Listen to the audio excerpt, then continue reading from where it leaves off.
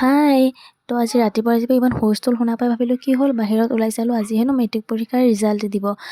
তো ইয়াতে মই একদম পূৰা মানে এক্সাইটেড হৈ আছিলোঁ যে তাইৰ ৰিজাল্ট কি হ'ব। ইমানখিনিতো ভৰসা আছিলে যে পাছ কৰিব, অলপমান বেছি আশা কৰিছিলোঁ, বাট ইমানখিনি ফলাফল পোৱা নাই যদিও একো কোৱা নাই তাইক।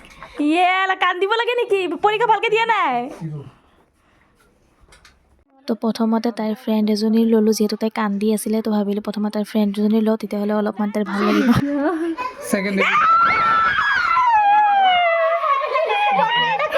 তো ইয়াতে তাইৰ ৰিজাল্ট পাই মেলি পেলাই আমি সকলোৱে ফূৰ্তি হৈ গৈছিলোঁ। আমি এইটো সময় পাৰ কৰিছোঁ যদিও পিছে ৰিজাল্ট লোৱাৰ টাইমত অলপমান ভয় লাগে, নহয়নে বাৰু? रिजल्ट नहीं गई है के घरे घरे मुझे तो बहुत अच्छा लग रहा है। এতিয়া আমাৰ জেঠাই এজনী ছোৱালীয়ে মেট্ৰিক পৰীক্ষা দিছে, তো তাইৰ খবৰ ল'ব গৈ আছোঁ। তাই আহি আছে পিছে পিছে। আমি নিজে মিটিং দি আমি মানুহ মেট্ৰিকৰ ৰিজাল্ট ল'ব এইটো দিন পাৰ কৰিলোঁ আগতে। আমাৰ ভয় নাই।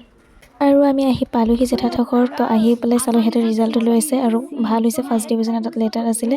তথাপিও ছোৱালী কান্দি আছে। তো এইবোৰ চাই পেলাই মানে বহুত বেছি ভাল লাগিছে আচলতে, ঘৰৰে ছোৱালী ইমান ভাল ৰিজাল্ট কৰিছে। আৰু এইফালে আমি এতিয়া ৰাতি গৈ আছোঁ জেঠাহঁতৰ ঘৰতে, যিহেতু ইনভাইট কৰিছিলে মিঠৈ চিঠৈ খাবৰ বাবে। আৰু আমি আহি পালোঁহি, অহাৰ লগে লগে ইয়াত মিঠৈ কিবাকিবি দিলে। পিছে আমি ওলাই আহিলোঁ ঘৰত যাবলৈ। আৰু চাওক আমাৰ ঈদ এতিয়ালৈকে শেষ হোৱা নাই, গল্লি। তো ঘৰত আহি মেলি চালোঁ ভণ্টিয়ে কেক কাটি আছে, যিহেতু তাৰ বায়েকৰ মানে হেৰি আছিলে, বাৰ্থডে আছিলে। তো ৰিজাল্ট ভাল কৰিছে, তো তাইকে দিলে কাটিবৰ কাৰণে। আজিলৈ আহিছোঁ, বাই।